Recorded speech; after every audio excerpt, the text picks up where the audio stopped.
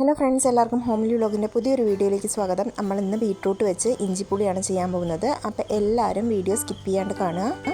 നോർമലായിട്ട് വരുന്ന ഇഞ്ചിപ്പുളിയുടെ അതേ മെത്തേഡ് തന്നെയാണ്, എന്നാലും സംതിങ് സ്പെഷ്യലായിട്ടുള്ള ഒരു ഇഞ്ചിപ്പുളിയാണ്. എല്ലാവരും വീട്ടിൽ ട്രൈ ചെയ്ത് നോക്കണം. നിങ്ങളുടെ വിലയേറിയ അഭിപ്രായങ്ങൾ കമൻസായിട്ട് അറിയിക്കും കൂടി വേണം. ഈ ഒരു ഇഞ്ചിപ്പുളി ചെയ്യാൻ വേണ്ടിയിട്ട് നമ്മൾ ചീനച്ചട്ടി അടുപ്പത്തേക്ക് വെച്ചിട്ടുണ്ട്. അതിലേക്ക് ആവശ്യത്തിനുള്ള ഓയിൽ ഒഴിച്ചു കൊടുത്ത് കടുക് പൊട്ടിച്ചെടുത്തിട്ടുണ്ട്. ഇനി ഇതിലേക്ക് ഒരു കപ്പ് അളവിൽ നമ്മൾ ഇഞ്ചിയാണ് ചേർത്ത് കൊടുക്കുന്നത്. ഇഞ്ചി നമ്മൾ ചെറുതായി കൊത്തി അരിഞ്ഞതാണ് ആഡ് ചെയ്ത് കൊടുത്തിരിക്കുന്നത്. അതിൻ്റെ ഒപ്പം ഒരു 5 പച്ചമുളക് റൗണ്ടായി കട്ട് ചെയ്ത് കൂടി ആഡ് ചെയ്ത് കൊടുക്കുക. ഇഞ്ചിയും പച്ചമുളകും കൂടി നന്നായിട്ടൊന്ന് വഴറ്റിയെടുക്കണം.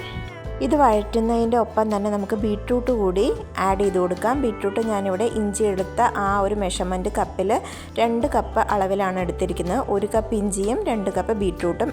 ബീട്രൂട്ട് ഇഞ്ചിപ്പുളി ആയതുകൊണ്ട് ബീട്രൂട്ട് കുറച്ച് മുന്നിൽ നിൽക്കണം. അതുകൊണ്ട് 1 കപ്പ് അളവിൽ ഇഞ്ചിയാണെന്നുണ്ടെങ്കിൽ 2 കപ്പ് അളവിൽ ബീട്രൂട്ട് എടുക്കാൻ ശ്രദ്ധിക്കണം.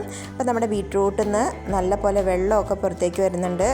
ബീട്രൂട്ട് നല്ല പോലെ വഴറ്റിയെടുക്കണം. നമ്മൾ ഇഞ്ചിപ്പുളിക്ക് ഇഞ്ചി വഴറ്റുന്ന അതേ മെത്തേഡ് തന്നെയാണ്. നല്ല പോലെ വഴണ്ട് വരണം. അതിൻ്റെ വെള്ളമൊക്കെ വറ്റണം. ഇതിനിടയ്ക്ക് നമ്മൾ കായപ്പൊടി കൂടി ചേർത്ത് കൊടുക്കുന്നുണ്ട്. പുളി കുതിരാൻ വേണ്ടിയിട്ട് വെള്ളത്തിലിട്ട് വെച്ചിട്ടുണ്ടായിരുന്നു. അപ്പോൾ ആ പുളി കൂടി ഒഴിച്ചു കൊടുക്കുക. നല്ല ഒരു പുളി വേണം, ഇഞ്ചിപ്പുളിയാണ്. അപ്പോൾ ആ പുളിയുടെ ടേസ്റ്റ് നമ്മൾ മുന്നിൽ നിൽക്കണം. അത്യാവശ്യം വലിയൊരു സൈസിൽ തന്നെ പുളി വെള്ളത്തിലിടാൻ ശ്രദ്ധിക്കണേ. പുളിവെള്ളം ഒഴിച്ചതിന് ശേഷം നമ്മൾ ആവശ്യത്തിനുള്ള ഉപ്പ് ആഡ് ചെയ്ത് കൊടുക്കുക. അല്പം മഞ്ഞൾപ്പൊടി കൂടി ആഡ് ചെയ്യുക. 1/4 സ്പൂൺ മുളക് പൊടി കൂടി ആഡ് ചെയ്ത് കൊടുക്കുക. ഇനി ഈ ഒരു പുളിവെള്ളത്തിൽ കിടന്ന് നമ്മുടെ ബീട്രൂട്ടും ഇഞ്ചിയൊക്കെ നന്നായി വെന്ത് വരണം.